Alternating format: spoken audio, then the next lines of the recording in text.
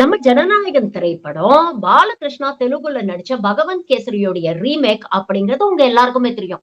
ஆனா பகவந்த் கேசரி ஒரு பழைய தமிழ் படத்தோட ரீமேக் அப்படிங்கிறது எத்தனை பேருக்கு தெரியும்? இதோ சொல்றாரு.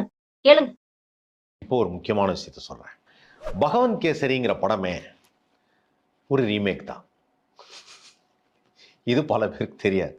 அதாவது சினிமாவை எனக்கு சின்ன வயசுல சினிமா தருவதுன்னு தெரியாதுங்க. சினிமா தான் நிறையா பார்ப்பேன். சினிமா நிறையா பார்க்கறதுனால சில கதைகள் பார்க்கும்போது இது எங்கேருந்து எடுத்தாங்கன்னு தெரிஞ்சிடும்.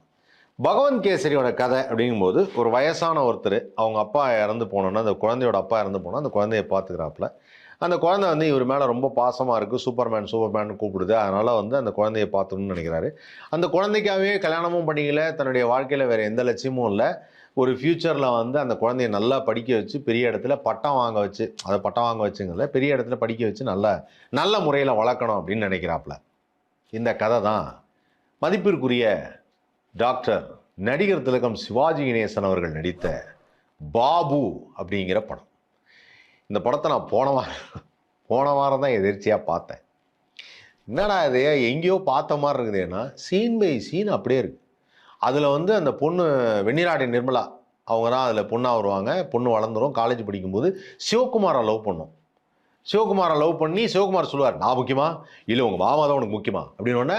உடனே எனக்கு மாமா தான் முக்கியம் அப்படின்னு போயிடும். இந்த சீனு சிவகுமார் லவ் பண்ணுறது, இந்த காலேஜில் இதை அவர் பார்க்கறது, இது எல்லாமே பாபு படத்தில் இருக்க மாதிரியே பகவந்த் கேசரியில் இருக்குது. பகவந்த் கேசரியில் இருக்க மாதிரியே ஜனநாயகனில் இருக்கும்.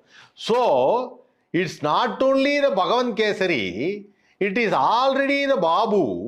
Babu became Bhagavanth Kesari, Bhagavanth Kesari became Janakesari. ஸோ இது ஒரு ஜனபாபு கேசரி.